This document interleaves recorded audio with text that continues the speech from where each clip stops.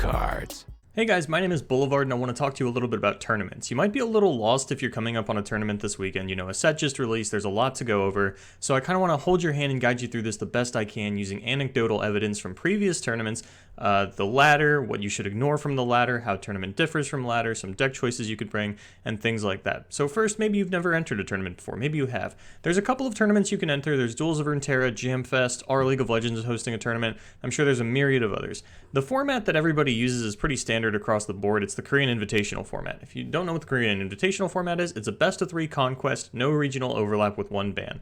What that means is you bring 3 decks. You can only play each region once between the 3 decks, so you're not allowed to duplicate any region. You then get to look at your opponent's deck lists and ban one of them, and then you must win with your remaining 2 decks.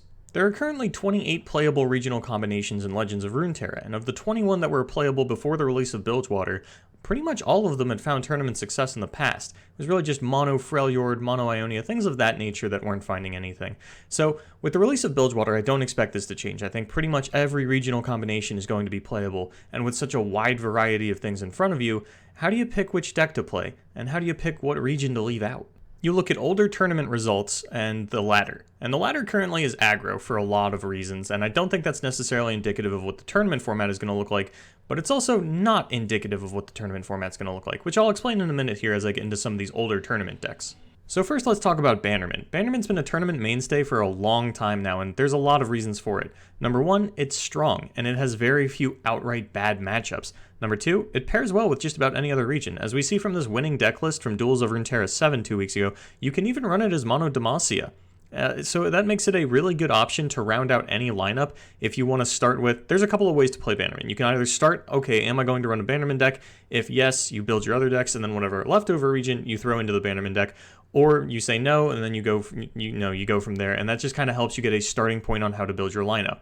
It also got a lot of new toys with scouts and a couple of other things, so I definitely think Bannerman is a deck that is going to stick around into the new format, especially in tournaments, and even on ladder a little bit.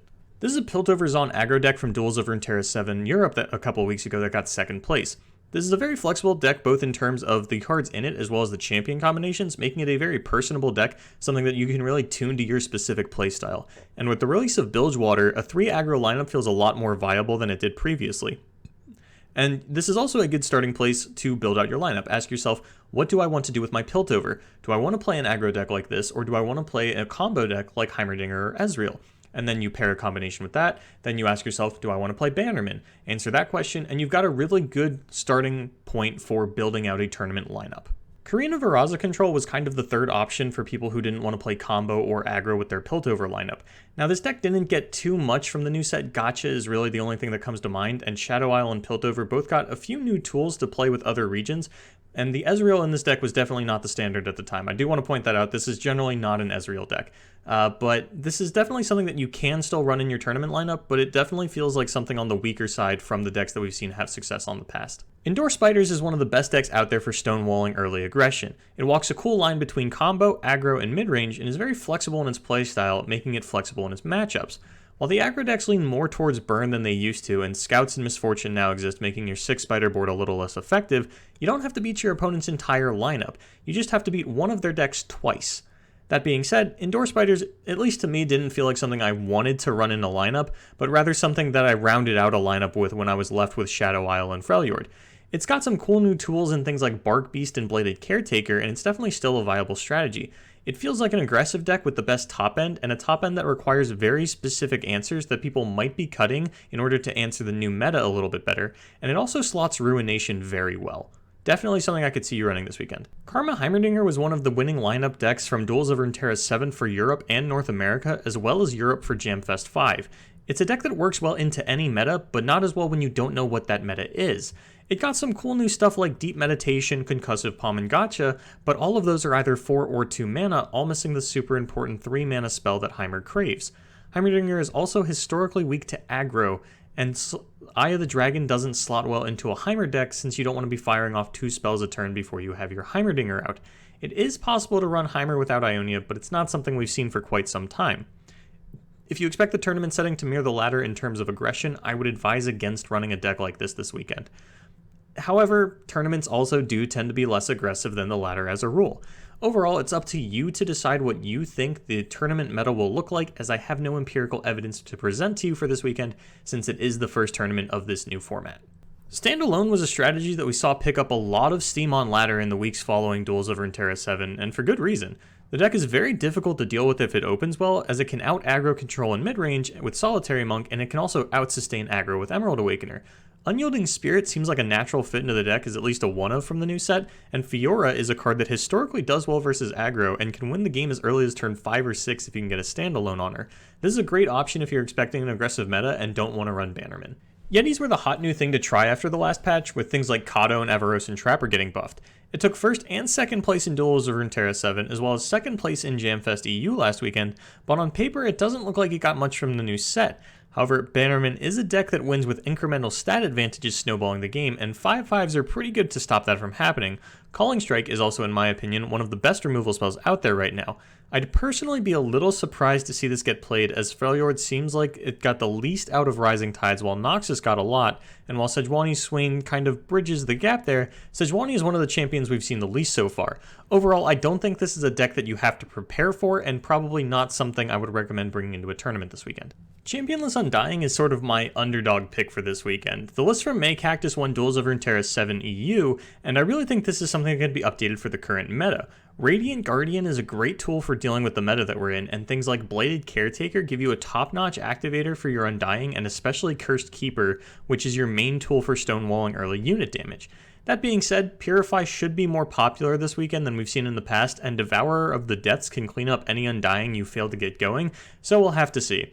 I wouldn't recommend playing this deck, as Bannerman and Sea Monsters are two of the non-burn decks that we've seen do the best in the early meta, so taking yourself off of either of those seems like a big commitment.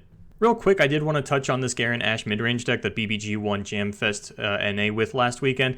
I feel like this was kind of a meta call, as it feels sort of like an anti-standalone deck. I don't think this is something you're going to see updated into the current meta. Karma Shadow Isle has been a deck for a long time now, and while I haven't seen any updated lists for it, I do think there's a lot of potential there. We've seen Darkwater Scourge Deathmark in the past, and now with Eye of the Dragon, you have a secondary Deathmark activator without having to awkwardly fit Mark of the Isle into your deck. And along with some previously mentioned Ionia cards that were great with Karma, this is the deck I'm most excited to see a new version of this weekend. But I don't think it's going to be that popular. Sea Monsters seem like the go-to control for Shadow Isle thanks to Maokai doing so well in the control mirrors, and it's a much safer bet to run something like that. I do agree that the Harrowing probably shouldn't make its way into this deck if you are going to run it, as I think it is too late game of a card to actually matter in the current format. So Ezreal Draven is your option for Piltovers on Noxus if you don't want to run an aggro burn deck. This is still a combo burn deck, but it got some cool new tools. You know, you got Gotcha, Ravenous Flock, and Death's Hand, so you can kind of pick and choose which removal you want based on what you think the meta is going to look like. Now, I do think that this is a little bit better than the Karma version for the current meta, as this does tend to play more units that can fight for the board early, like Arachnoid Sentry and House Spider. That's something you really lose out on in the Ionia version, and I think this is going to be the most popular Ezreal deck this weekend, but it's kind of hard to say how popular Ezreal decks are going to be, as they don't feel great against the current burn aggressive strategies that we're seeing come out of people. Of course, tournament setting is totally different because you have bans and things like that. You only have to beat one deck, as I've previously mentioned before, and I definitely think Ezreal Draven is still a solid choice to update and bring into a tournament this weekend. The Frostbite controller, Frostbite midrange deck, whatever you want to call it, the Ash, Noxus, get value off of Challengers and Frostbite. I don't think this is going to be a great deck going into this weekend. This might have been the last time that we're going to see it, and it's something that we've seen fall off before in favor of the new Yeti decks, and I just feel like Burn is a little bit too viable of a strategy right now for Freljord Noxus to exist. It's just a regional combination that doesn't have any healing, and with a very stagnant life total and things like, you know, Imperial Demolitionist and Crimson Curator getting 4 damage to your face for free, it feels like the challengers aren't as impactful. There's just way too much burn coming out of Noxus PNZ specifically, and it's possible that, you know, if you bring this into your lineup, your opponent's not going to ban it because they have 3 aggro decks. You ban out the Noxus PZ, you can beat the aggro decks, the unit aggro decks, as opposed to the burn aggro decks, and maybe this is something that I'm just undervaluing and you could run it this weekend. That's just kind of like the analysis that I have on it. I wouldn't recommend running it, but I don't know that I ever would have. And this is a deck that Slaros won Jamfest 5 EU last weekend with, so you could update this. I don't think it really got any cool new tools, is another reason. Like the Sejuani stuff and the Swain stuff doesn't really seem to synergize with this, so it's kind of up in the air. You're not really going to be able to update it too much, so it's just one of those decks where it's like, why bother? And then finally, for well-performing decks in tournaments in the last few weeks, we have Thresh Lux. Now, I think Unyielding Spirit and Lux is a really cool concept. I think it's a bit of a pipe dream that you're not going to be able to get off consistently in a tournament. And like I mentioned previously with the Champion Less Undying, it feels like Demacia Shadow Isle is just a big commitment to make in a tournament lineup. Obviously, if you have two other decks that you want to run and then these are just leftover, sure, you can absolutely run it. But I do think that Sea Monsters is what you're going to see as your standard Shadow Isle control deck. Speaking of Sea Monsters, this is definitely a deck that you're going to see a lot this weekend. It's one of the newer archetypes. It's really cool. I'm a big fan of it. It's got a lot of early game healing with things like Deadbloom Wanderer and Thorny Toad, and Maokai's just great for controlling the early board. Devourer of the Depths is one of the few things that we have to obliterate cards now, and Lore of the Depths is kind of optional in the deck. I think it's come out a bit more it was in like the really early lists, then like the day 2 lists kind of cut it, and it seems like the day 3 lists are back on it, so we'll kind of have to see how that works out. But overall, the strategy is the same. It's a little hard to out aggro, it's a little hard to out control, and I definitely think this is a deck that we can see get banned a lot in tournaments, so this is probably what people are going to be target banning, I would assume, so that kind of opens up your lineup the rest of the way for your Bannerman deck and then your Noxus PZ deck, and I think this is overall a very solid, very solid deck to bring into a tournament this weekend, and I'm a big fan of it. This is another deck that I wanted to just kind of touch on. This is a sample Noxus PZ aggro deck that I just kind of pulled off the front page of Decks of Runeterra, but it's got some of the things I wanted to highlight for you. The Crimson Disciple Imperial Demolitionist combo, you know, it's 4 damage to your opponent for no resources, transfusions coming back because Disciple's so big. Noxian Fervor Used Cask Salesman is a combo that we've seen. Used Cask Salesman is just a phenomenal card at the moment. You know, it's really good for stonewalling your opponent's aggression because you can block with the casks, you can Noxian Fervor the cast to hit your opponent in the face, and we're just throwing all the burn in here. You know, we got Legion Grenadier, Legion Saboteur's back, Decimate, Get Excited, all that kind of stuff. And then the champion lineups have been flexible, as I think I previously mentioned. You know, I've seen Draven, I've seen Jinx Draven, I've seen no champion, I've seen just Darius, this one's Draven Darius, so it's kind of hard to tell what these are going to look like. You can definitely tailor it to your specific playstyle. I've even seen Swain. I know MF Swain is a big deck. But yeah, you're definitely going to see some aggressive Noxus aggro decks, and these are the plays that you need to watch out for. You know, hold removal for the Crimson Disciple, because if your opponent plays Imperial Demolitionist on the Crimson Disciple, because the Demolitionist is slow speed, you will have a chance to kill the Disciple in response, and if you can do that, you will take 0 damage instead of 4, so that's just like the one major thing to watch out for when you're going to have to play against this deck this weekend. And this is sort of the last deck that I wanted to touch on. It's Misfortune Scouts. These are the 3 decks that I think are going to be like big tournament heavy hitters. Sea Monsters, Bannerman Scouts, and Noxus PZ. Obviously, they won't all be in the same lineups because they overlap on Bilgewater, but I think these are like 3 decks that you really have to watch out for. There's a lot of decks that came out this weekend, but you know, Misfortune decks can really slot into any region, but I think that Bannerman's probably the one that you're going to see the most.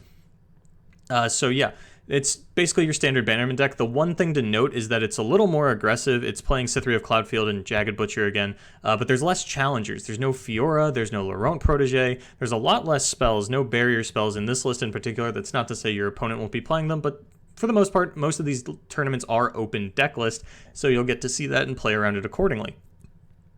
And Citrus Courier, of course, one of the best new cards of the set. But yeah, I just kind of wanted to give you guys a baseline of what these decks looked like so that you knew what you're walking into and you have a bit of a ground for what I was talking about earlier. So this is a list by Pokrivok. He was the first player to hit Masters, so people are probably going to net deck something like this. This was a day ago. 2 days ago, actually. He could have updated it. He updated it a day ago. He could have updated it again. You know, these things are constantly evolving. But yeah, I'm looking forward to see what the tournaments bring out this weekend. And remember, you only have to beat one of your opponent's decks. And if you weren't paying attention when I said that earlier, what I mean is you bring 3 decks. Like, let's say you know everyone's going to bring Bannerman Scouts. If you can find 3 decks that have a good Bannerman Scouts matchup, then you just ban one of their other decks, you'll lose to the other deck, and then you 2-0 Bannerman Scouts. You probably can't do that, but the theory is there. You know, you pick one of their decks, you 2-0 it. So you just have to identify what deck you think people are running, that you think everyone's going to run, and if you can find 3 decks that beat it, great, you can probably win the tournament.